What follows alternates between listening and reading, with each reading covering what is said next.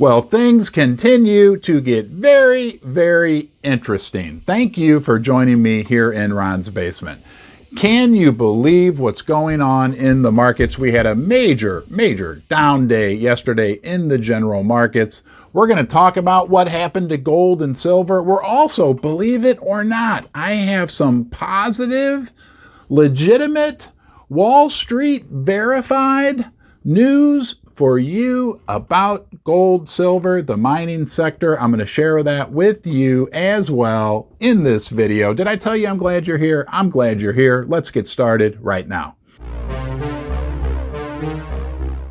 Hey, we're probably not what most people consider to be spring chickens. We've been around for a little while. We know that in order to have a good day, unfortunately, there has to be some bad days. Yesterday was a bad day in the markets. The general markets were down 5%. Gold was down a little over 1%. Silver down around 2%. But think about this. While the general markets had a major down move yesterday, relatively speaking, the physical metals, silver and gold, held up pretty well. Now, the mining stocks, they got obliterated with the general market, but the fact that gold and silver held up pretty well could be perceived as a good sign. Again, that's relative to what happened in the general market. You are important, and you are, like it or not, always welcome here in Ron's Basement. I appreciate you giving me your time. There is no Ron's Basement without you. If you want to come back, you can subscribe right here. Turn on the bell notifications. Leave a comment in the comment section below. We do want to hear from you. And you can share this video with anyone you like. And can the hawkish perception, and I want to emphasize that word, perception, can it get any greater right now?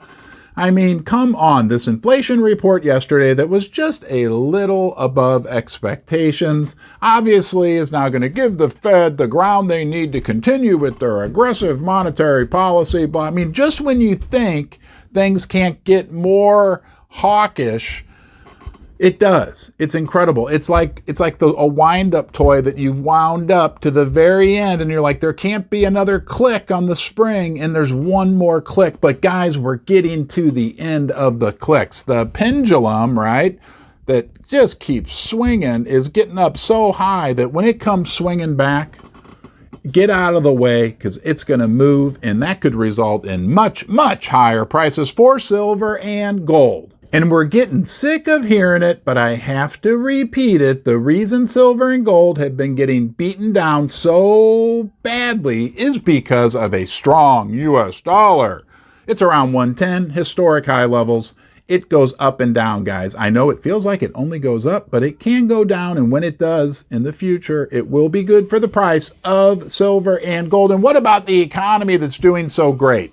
Have you ever drank an energy drink like a Red Bull or one of the other commercially available energy drinks? Right now, the way I look at the U.S. economy, I don't know how you see this, but it feels like to me the U.S. economy, with all the stimulus they did during the pandemic, all that money was printed, all the stimulus given, that it's like the U.S. economy is like you and I sitting down and drinking 4 of those Red Bull cans, right? We're going to feel great for a little while, but it's going to lead to a crash. And I fear that that's what's going on right now with our economy. They're like, oh yeah, everything's still great. Like employment's great. You know, we can do this. We can, that when the energy drink wears off, there could be serious consequences for the U.S. economy.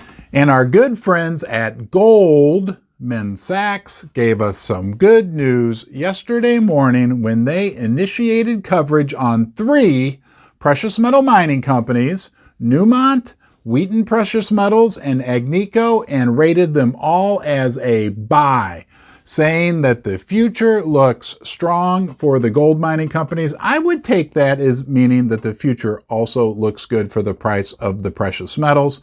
Hey, we may not be big fans of Goldman Sachs, but as long as they're saying good things about our friends silver and gold, we'll let them join us here in the basement temporarily. Now, the last thing I want to touch on, and this is I believe, very, very important.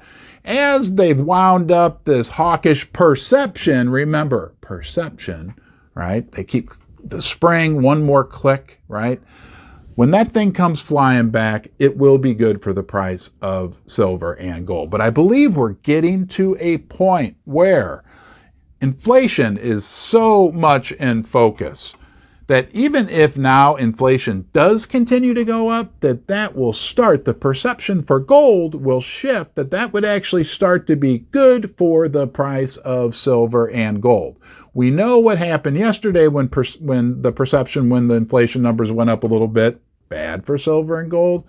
But I believe that we're getting to an inflection point where now if inflation does, people are like, we need to get some silver and gold because we've got really an inflation problem that they can't get under control. Now, the good news is that if they do get the inflation under control, and it does start to go down a little bit, that will also be good for the precious metals. I hear a lot about 1979. I've heard that year mentioned several times in the last few days when I'm doing my extensive research for these videos. And in 1979, we had a similar, situation in the economy. That was also around a time when gold and silver were doing very well, from what I understand. So things can change. Things will change. Hang in there, guys. I will be here with you through it all. You're always welcome here in Ron's Basement. Until next time, you be well.